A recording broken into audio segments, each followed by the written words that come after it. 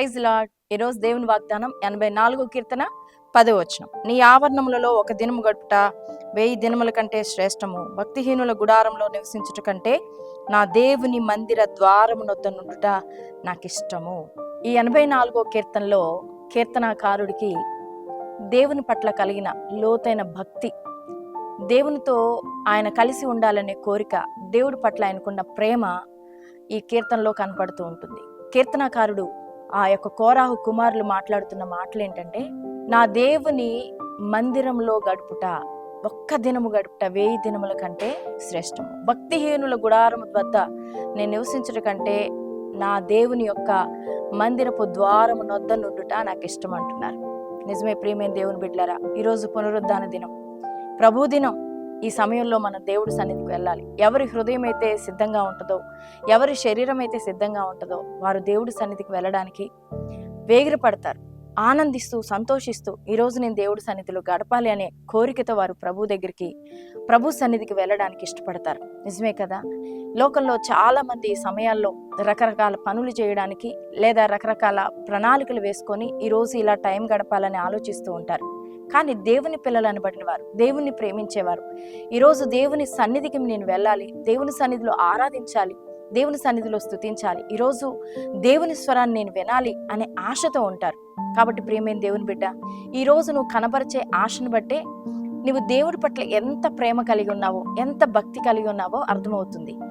కాబట్టి ఈరోజు దేవుడి సన్నిధిలో నువ్వు గడపడం ద్వారా నీకు దేవుడిచ్చే ఆశీర్వాదాలు, మేలులు చాలా గొప్పగా ఉంటాయని ఈ 44వ కీర్తనలో రాయబడింది. ఎందుకంటే ఆయన దగ్గరకు వచ్చినప్పుడు మనం బలం పొందుతాం, శాంతి కలుగుతుంది, సమాధానం కలుగుతుంది, సంతోషం కలుగుతుంది. ప్రతి బంధకాల నుంచి, బలహీనతల నుంచి మనం విడిపించబడతాం. విశ్రాంతి దినమున 18 సంవత్సరాలుగా బలహీనపరచు దెయ్యం పట్టిన స్త్రీ విశ్రాంతి దినాన్ని విడిచిపెట్టకుండా క్రమంగా దేవుని సన్నిధికి వస్తూ ఉన్నప్పుడు, దేవుని యొక్క నిబంధనను ఆమె పాటిస్తున్నప్పుడు, దేవుని సన్నిధిలో సంతోషించడానికి ఆమె ఇష్టపడినప్పుడు యేసు ప్రభువారు ఆమె బలహీనతను చూశాడు. ఆమె బలహీనత నుంచి విడిపించబడింది ఆ సమయంలో దేవుని మాట ద్వారా, ఆ యేసయ్య మాట ద్వారా. ప్రియమైన దేవుని బిడ్డలారా, ఈరోజు మీకు ఏ కష్టం, నష్టం, శ్రమ, వేదన, దుఃఖం, కన్నీటితో ఉన్నారా? దేవుని సన్నిధిలోకి రండి. మీ హృదయాలు ఆదరించబడతాయి, మీ హృదయాలు నెమ్మదిపరచబడతాయి. దేవుని సన్నిధిలో దేవుని ఆత్మ తాకిడి మిమ్మల్ని తాకినప్పుడు దేవుని పరమానందాన్ని మీరు పొందగలుగుతారు. మీ జీవితంలో కలిగే ప్రతి కష్టం నుంచి మీకు గొప్ప ఆదరణ కలుగుతుంది. దేవుడు విడుదల మీకు ఇస్తాడు. కాబట్టి ఈరోజు సిద్ధపడి దేవుడి సన్నిధికి రండి.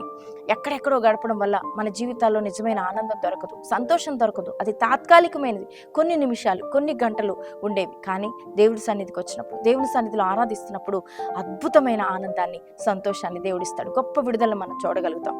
కాబట్టి ఈరోజు దేవుడి సన్నిధికి కూడి రండి, ఆనందంతో రండి, సిద్ధపరచబడి రండి, దేవుడి సన్నిధిలో ఆరాధించండి.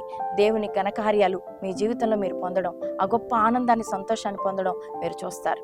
ప్రార్థన.